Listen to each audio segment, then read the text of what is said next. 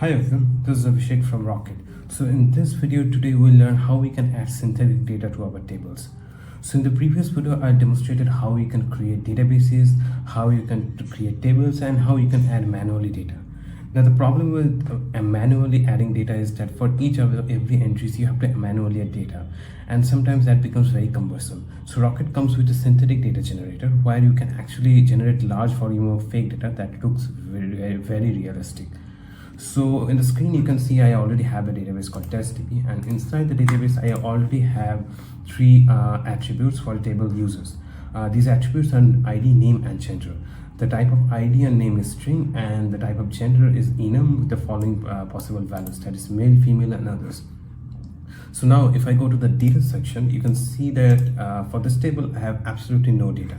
Now of course in the previous video I'll show how we can add manually data, but this time we'll learn how we can use the synthetic data generator. So here's the synthetic data button. So just go and click on it. So once you click on it, it again ask you to select the table. So let's select users. So once you do that, you can see again the name of these three attributes, but this time there are a few extra things like data generator, faker group, faker method, and faker key. So Rocket internally uses faker.js to generate the data. That's why it looks very realistic. So here, if you wanted to configure faker.js, so first is this edit button. So just click on this. When you click on this, you basically need to set the overall generator.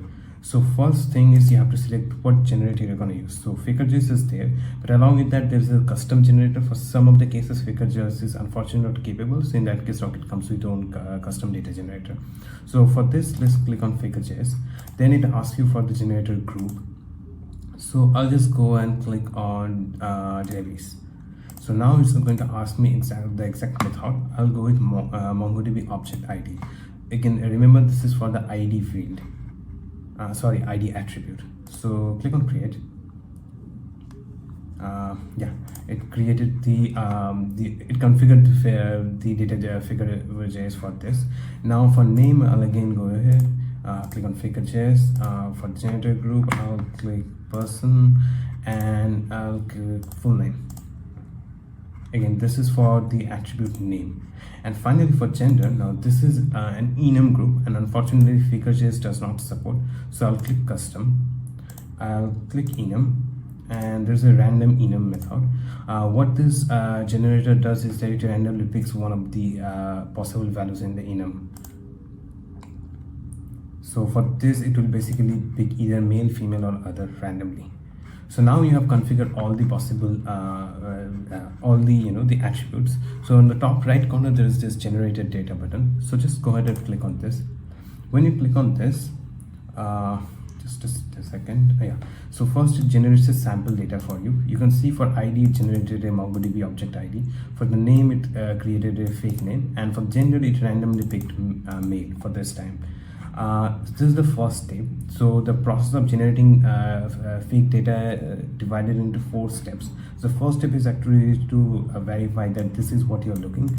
So if you feel that you don't like something or you want to change it, you can always go back to this and change any of these again. So for example, if I don't by mistake, let's say I click full name, I just want the first name, I can always go back here and click on first name. I'm not going to do this time though. Again, I go back to the generate data. For me, this data looks fine, so I'll click on next. Then it's actually going to run a validator for you. So sometimes maybe you selected a particular data generator that is actually not compatible. So for example, if you have a string data type, if you have a string data type for a particular attribute and you try to pass a number, then naturally you will get a validation error. For this case, it's saying that valid equals true and error is null. That basically means the validation basically passed for this, so you're good to go. In case you get a validation error, just understand what error you're getting, and then go back to the go back to this page and basically configure the faker.js or your custom data generator. So once the validation passes, go to the third step, and that is it's going to ask you how the amount of data that you want to create. So currently in Rocket there's only 10, 20, and 25.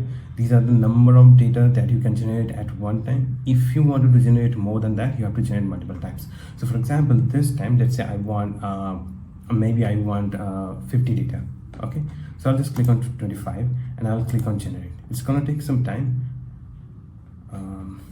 Yeah, so these are the 25 rows that it automatically added. So already they added, just review, these are the data that it added. If you want to add more, you can just go back and click on previous, and then again select the number of data. For this I'll leave it at 25 and click on generate again. It again generated 25 more data, and finally once you're done, then you can actually just go to the data page to verify whether it added the data or not. Now you can see it automatically added 50 rows of data. So that's how you can use the synthetic data generator to actually generate large volume of fake data that looks very realistic. Thanks.